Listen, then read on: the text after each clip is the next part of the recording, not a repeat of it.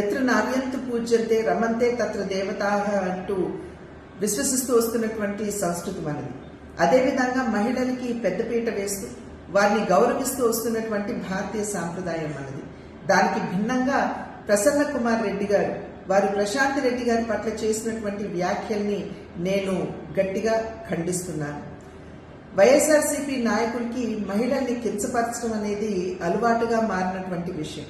అమరావతిలోని మహిళల్ని మరి మనం నోటితో కూడా చెప్పలేనటువంటి భాషలో వారిని కించపరచడం, అదేవిధంగా శాసనసభలో ఉన్నటువంటి మహిళల్ని శాసనసభ వెలుపల ఉన్నటువంటి మహిళల్ని సైతం వ్యక్తిత్వ హననం చేయడం మనందరికీ తెలియనటువంటి విషయం కాదు.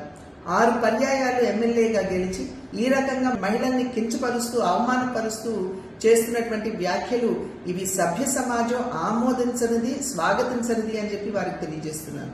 అదేవిధంగా వారికి నేను చెప్పేటువంటి విషయం, ఏదైతే ప్రశాంత్ రెడ్డి గారి పట్ల వారు చేసినటువంటి వ్యాఖ్యలు ఉన్నాయో వాటిని ఒక్కసారి వారి తల్లి గారికి వారి భార్య గారికి చూపమని చెప్పి నేను చేసినటువంటి అభ్యర్థన.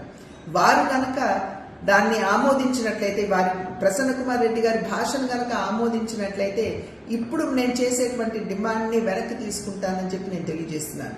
నా డిమాండ్ ఏమిటంటే, ఎటువంటి షరతులు లేకుండా ప్రశాంత్ రెడ్డి గారికి బాహాటంగా ప్రసన్న కుమార్ రెడ్డి గారు క్షమాపణలు చెబుతూ వారు చేసినటువంటి వ్యాఖ్యల్ని వెనక్కి తీసుకోవాలి అని చెప్పి నేను వారికి తెలియజేస్తున్నటువంటి విషయం.